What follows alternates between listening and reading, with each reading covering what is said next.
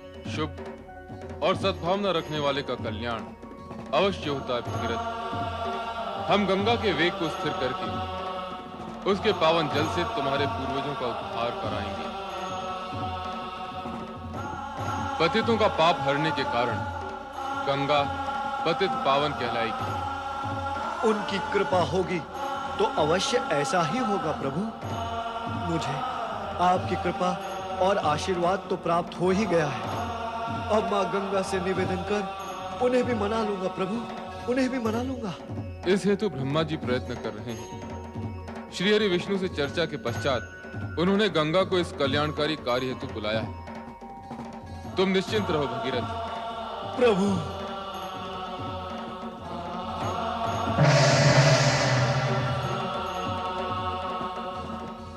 ओम नमः शिवाय, ओम नमः शिवाय, ओम नमः शिवाय।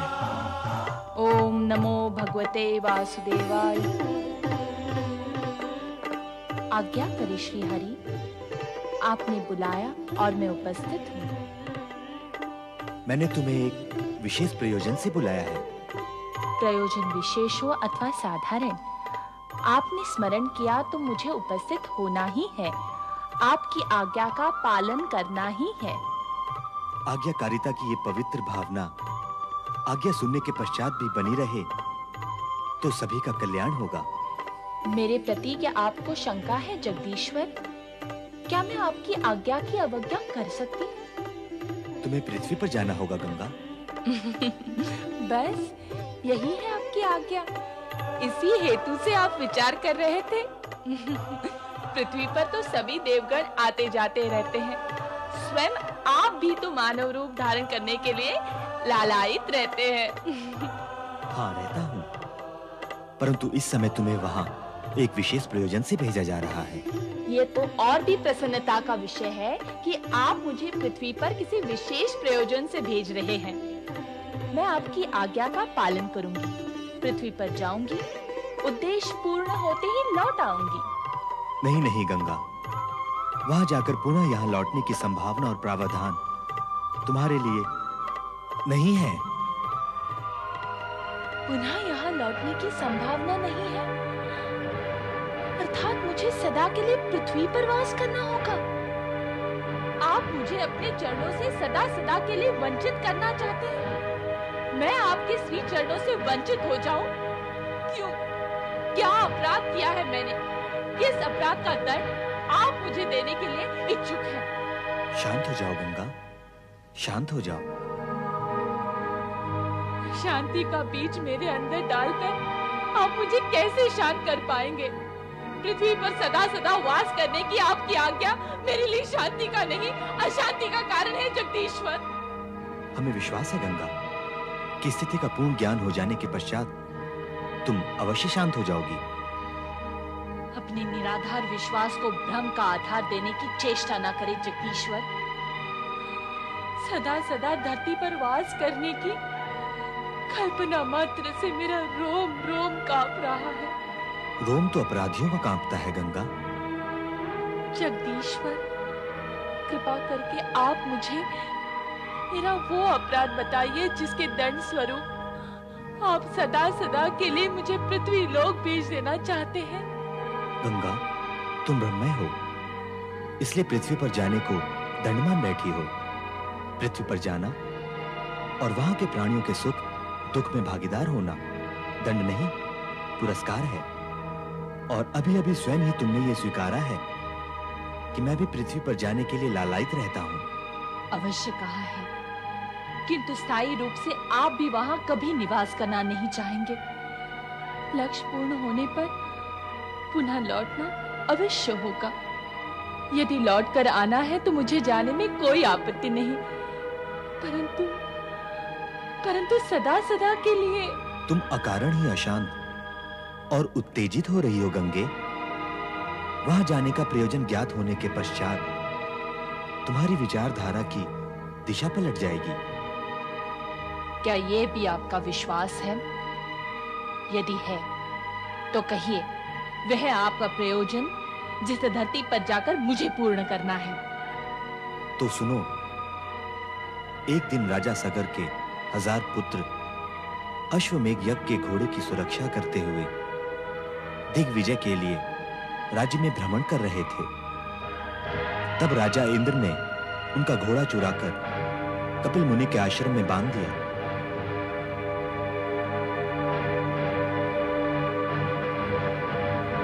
यहाँ तो अश्वमेघ यज्ञ का घोड़ा कहीं दिखाई भी नहीं देता। अरे ये तो किसी ऋषि मुनि का आश्रम लगता है। हमारा अश्व आश्रम में क्यों आएगा? हमें पता है कि आश्रम है। अश्व का कैसे ज्ञान होगा कि आश्रम है? वो तो कहीं भी जा सकता है। चलो आओ और कहीं ढूंढते हैं। चलो चलो चलो। हाँ चलो।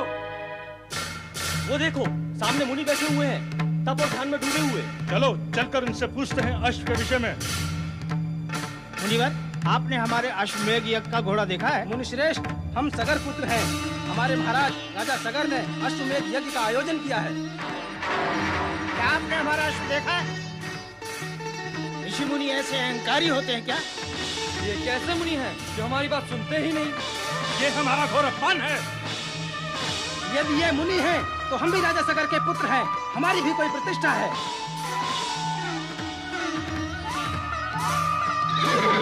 अरे देखो देखो, वो रहा अश्वमेघ का घोड़ा। अच्छा, तो हमारा अश्व यहाँ बांध रखा है इस मुनि ने।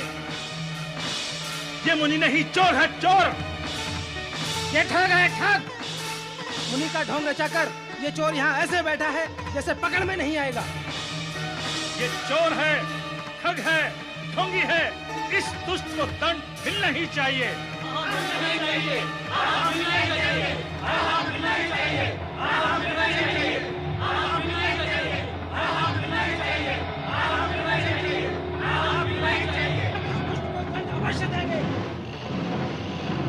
दुष्टो, तुम मुझे दंड दोगे? मैं तुम्हें अभी भस्मीभूत किए देता हूँ।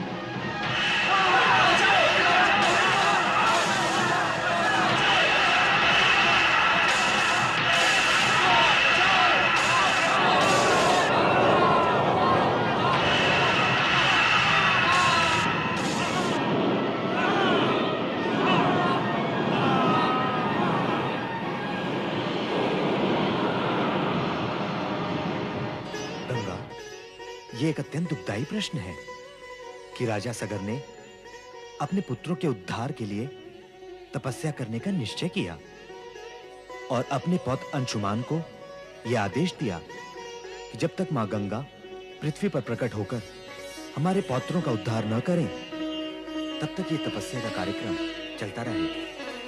राजा सगर ने दिया ये आदेश? हाँ, तुम्हारी तपस्या में सगर, अंशुमान और राजा दिलीप ने भी इस कठिन कार्य में अपने प्राण समर्पित कर दिए। पितामह का आदेश और पूर्वजों का उद्धार करने के लिए भगीरथ ने अपनी कठोर तपस्या का प्रयत्न त्यागा नहीं। श्राप देने के पश्चात यही एक उपाय है उनके उद्धार का। समझी जगदीश्वर, समझी।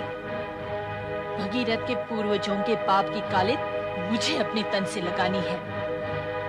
कुकर्म तो उन्होंने किए, उसकी पीड़ा वे भुगत रहे हैं, किंतु किस कारण आपने भगीरथ और कपिल मुनि ने ये व्यवस्था तय की कि मेरे इस स्पर्श से उनका उद्धार होगा? इसे विधि का विधान मानो गंगे। मान लेती हूँ, और इससे उनका उद्धार हो भी गया तो मेरा क्या होगा? मैं यहाँ से उज्जवल रूप लेकर जाऊं और पाप की कुरूपता लेकर लौटूं? मैं तो भूल ही गई थी, आपने मेरे लिए लौटने का प्रावधान रखा ही नहीं। अपनी शक्ति और सामर्थ्य का इतना कम मूल्यांकन क्यों कर रही हो गंगा? क्या आकाशवासी गंगा की उज्ज्वलता का पक्ष इतना दुर्बल है कि पृथ्वीवासियों का पाप मिटाने से कलंकित और कुरूप हो जाएगा? उज्ज्वलता तो नष्ट होती ही है जगदीश्वर। क्या किसी का उद्धार करने से शक्ति और उज्ज्वलता नष्ट होती है? नहीं गंगा, नहीं। किसी का हित, कल्याण और उद्धार करने से शक्ति और उज्ज्वलता नष्ट नहीं होती, अपितु और अधिक बढ़ती है। चाहो तो प्रयोग करके देख लो। वैसे देवगण तो सदा से इसका प्रयोग करते आ रहे हैं। जो कुछ आप कह रहे हैं मैं उसे ही सत्य मानती हूँ। पृथ्वी पर जाकर भगीरथ के पूर्वजों को अपना स्पर्श देकर उनका उद्धार करके लौट आती हूँ। आपका प्रयोजन सिद्ध हो जाएगा, आज्ञा पालन करने का मेरा कार्य भी पूर्ण हो जाएगा। किंतु फिर मुझे धरती पर स्थायी वास करने के लिए ना कहे जगदीश्वर, ना कहे। गंगा, तुम अपने कल्याणकारी स्वरूप को पहचान क्यों नहीं रही हो? तुम्हारा गौरव आकाश स्वर्ग में वास करने से नहीं, पृथ्वीवासी होने में है। क्या पृथ्वी पर वास करने से पृथ्वी का कल्याण होगा?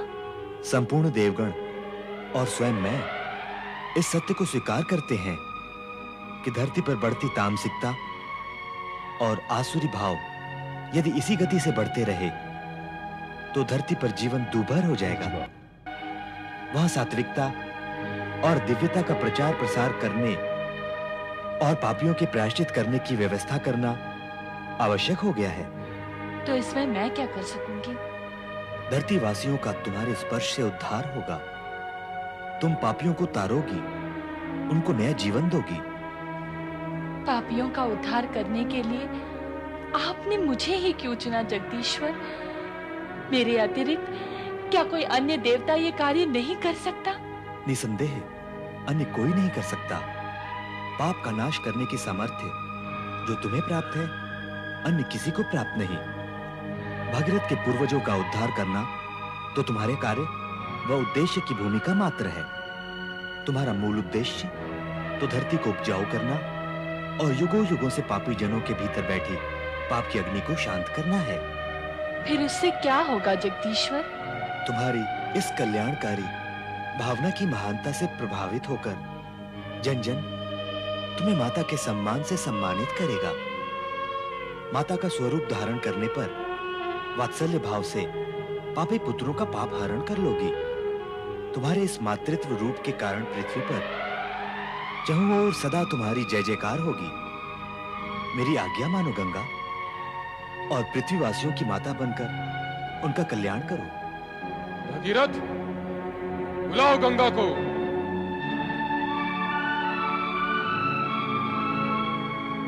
हे मां गंगे,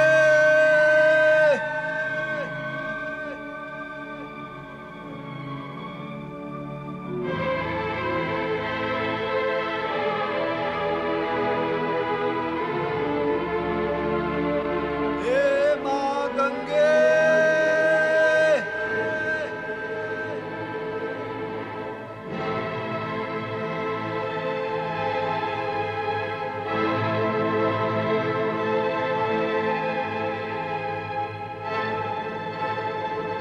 हे मां गंगे।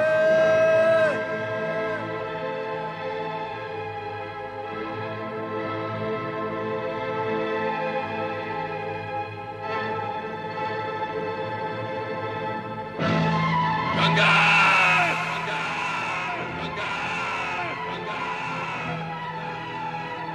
गंगा!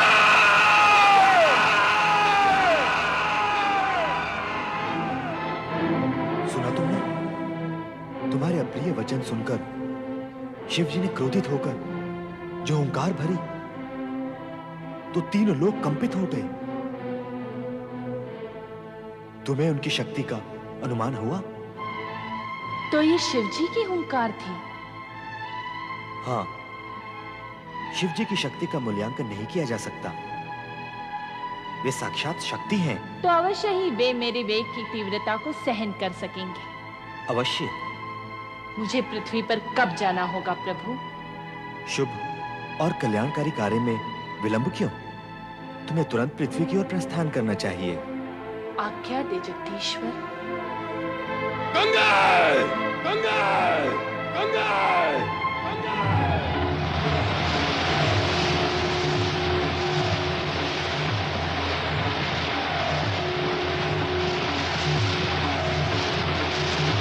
गंगा! गंगा! गंगा! गंगा!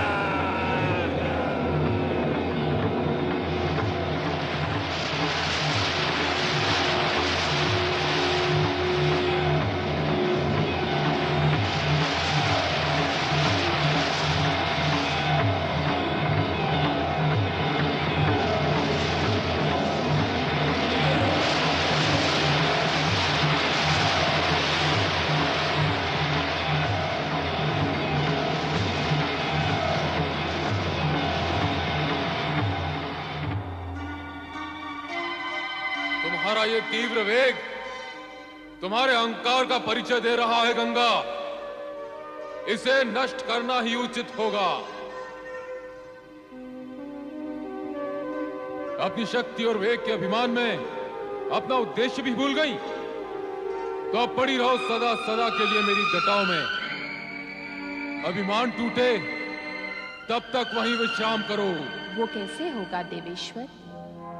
मेरा अभिमान तो तब नष्ट होता जब मैं आपके चरणों में गिरती अथवा गिरूं। देवेश्वर, मैं तो आपके मस्तक पर विराजमान हूं। मेरे तो गर्भ में वृद्धि हुई है। ये क्या अनर्थ हो गया भोलेनाथ? ये क्या अनर्थ हो गया? आपने तो माँ गंगा को अपनी जटाओं में बांध लिया। उन्हें धरती पर प्रवाहित करे प्रभु, उन्हें धरती पर प्रवाहित करे। नहीं भगीरथ नहीं, जब तक गंगा का अभिमान नहीं टूटता ये संभव नहीं। कैसा अभिमान भगवान, कैसा अभिमान? देखा नहीं तुमने? गंगा अपने प्रबल वेग और प्रवाह में हमें भी प्रवाहित करना चाहती थी। उसे अभिमान है कि जगत में कोई भी उसके प्रबल वेग के सामने टिक नहीं सकता। अभिमानी का अभिमान जगत के लिए विनाशकारी सिद्ध होता है। अतः गंगा का अभिमान टूटना अत्यंत आवश्यक है। किंतु देवादिदेव, माँ गंगा जिस कार्य व उद्देश्य से पृथ्वी पर आई है उसका क्या होगा प्रभु?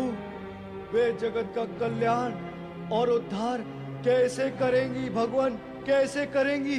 भगीरथ, तुमने कभी सुना, देखा अथवा जाना कि किसी अहंकारी और अभिमानी ने किसी का उद्धार अथवा कल्याण किया है?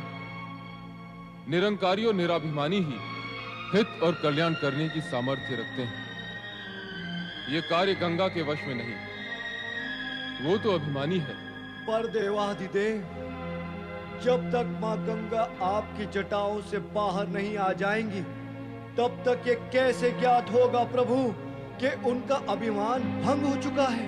अधिक तर्क करने की आवश्यकता नहीं भगीरथ। शिव भगीरथ के साथ अधिक तर्क वितर्क में नहीं पड़ना चाहते थे, क्योंकि उन्हें ज्ञात था कि गंगा अभिमानी है। उसके इसी अभिमान को खंडित करने हेतु भगवान शिव ने उसे अपनी जटाओं में बांध लिया। जन कल्याण के लिए यह आवश्यक भी था, किंतु मां गंगा के पृथ्वी पर अवतरित न होने से भगीरथ के साथ साथ परमपिता ब्रह्मा भी दुविधा में घिर गए। भगीरथ का उद्देश्य असफल होता देख इस समस्या के निराकरण हेतु ब्रह्मदेव श्री हरि विष्णु के समक्ष बैकुंठ में पधारे। क्या आपको लगता है कि देवादिदेव मेरे कहने से मान जाएंगे और गंगा को मुक्त कर देंगे? मेरा विश्वास तो यही कहता है श्री हरि कि गंगा आपके चरणों से विलग होकर अहंकारी हो गई। इसी कारण शिव जी ने उसे अपनी जटाओं में बांध लिया है। आप मुस्कुरा रहे हैं? आप तो जग के सृष्टा हैं और ये सत्य भी जानते हैं कि अहंकारी न तो किसी का उद्धार कर सकते हैं और न ही किसी का कल्याण। फिर भी गंगा को उद्धार कार्य के लिए पृथ्वी पर भेजा। पृथ्वी के लिए प्रस्थान तक गंगा में किंचित मात्र भी अहंकार नहीं था, किंतु शिव जी की जटाओं में पहुंचते पहुंचते उसका अहंकार जाग उठा। मेरे चरणों में वास करने वाली गंगा क्या अभिमानी हो सकती है? जो कुछ उसने किया और जिसका वो परिणाम भुगत रही है, उससे तो यही सिद्ध होता है कि उसने कुछ नहीं किया ब्रह्मदेव। मेरे चरणों से विलग होने के पश्चात और धरती के तल पर अवतरित होने से पूर्व शिव जी के मस्तक पर विराम करने का सौभाग्य और पूर्ण लाभ उठाने के लिए ललायित थी, ताकि पृथ्वीवासियों को पवित्र कर सके। गंगाधर और गंगेश्वर से गौरवान्वित होने वाले शिव जी के नाम में अपना योगदान करने के लिए उसने अहंकारी होने की लीला रचाई है। निरंकारी होकर ही तो कल्याणकारी हो सकती है। जिस सत्य का उद्घाटन आपने किया है उससे शिवजी तो परिचित नहीं है। चलें उनके पास। शंकर, हे भोलेनाथ, आपने तो मुझे वरदान भी दिया था और कृपादान भी, फिर अब प्रसन्नता के कारण दुविधा में क्यों हूँ भगवान? मुझ पर दया करो देवादिदेव, कृपा करो। ओम नमः शिवाय। ओम नमः शिवाय।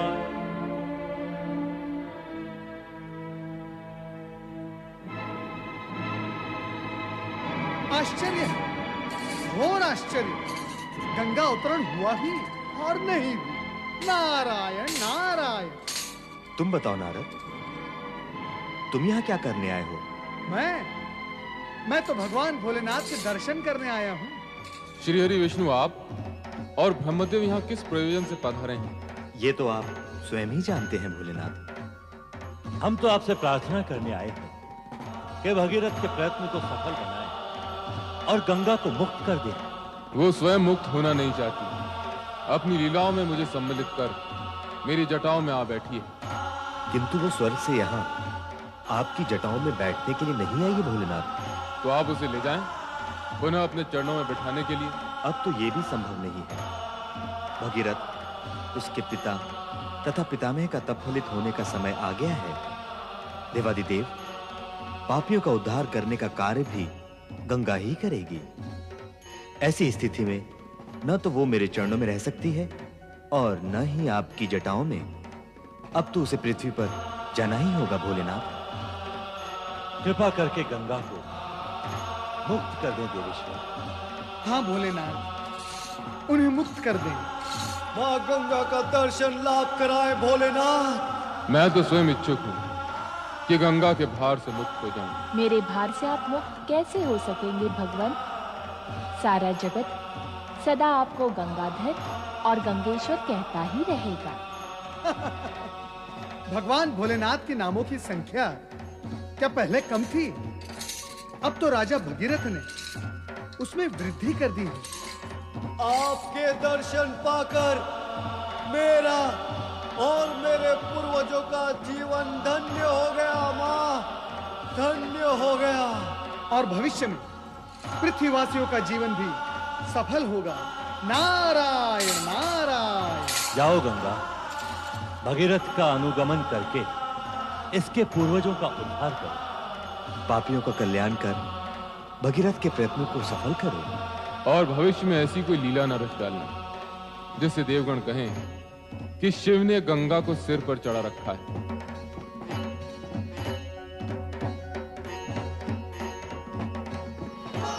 मैं तुम्हें मुक्त करता हूं।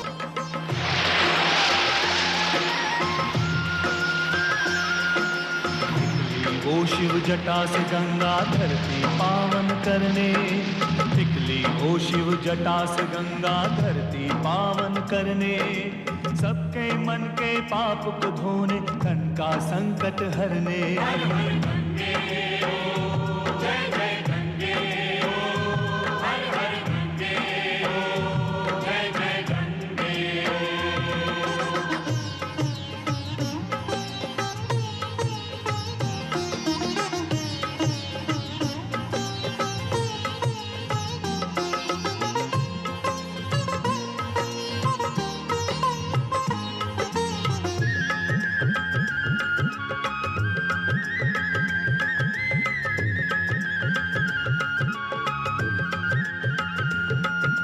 भगीरथ पूर्वज की मुक्ति तो माध्यम थी बस केवल, मूल कार्य था युगों युगों तक जग को करना निर्मल।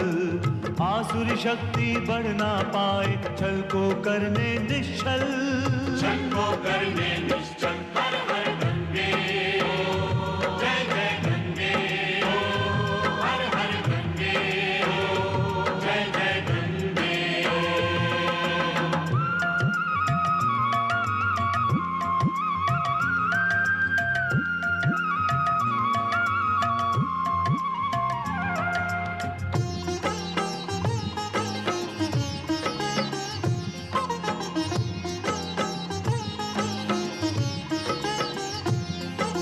सर्वप्रथम गौमुख से चल के हरिद्वार में आई, आगे फिर प्रयाग के तट की शोभा आन बढ़ाई।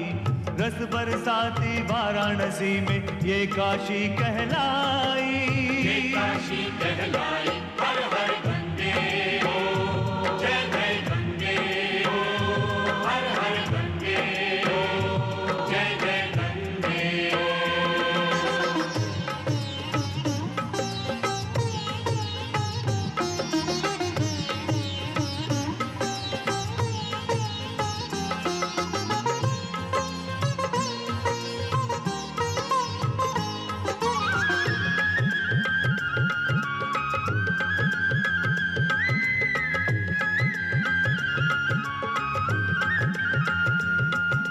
श्रद्धा भाव से जो भी प्राणी गंगा स्नान करे, गंगा माँ की महिमा गाए, इसका ध्यान करे। भगीरथ जैसा फिर तो गंगा उसका भी कल्याण करे। कल्याण उसका करे। हर हर गंगे हो, जय जय गंगे हो, हर हर गंगे हो, जय जय गंगे हो। निकली ओ शिव जटा से गंगा धरती पावन करने, निकली ओ शिव जटा से गंगा धरती पावन करने। सबके मन के पाप को धोने, तन का संकट हरने। हर हर गंगे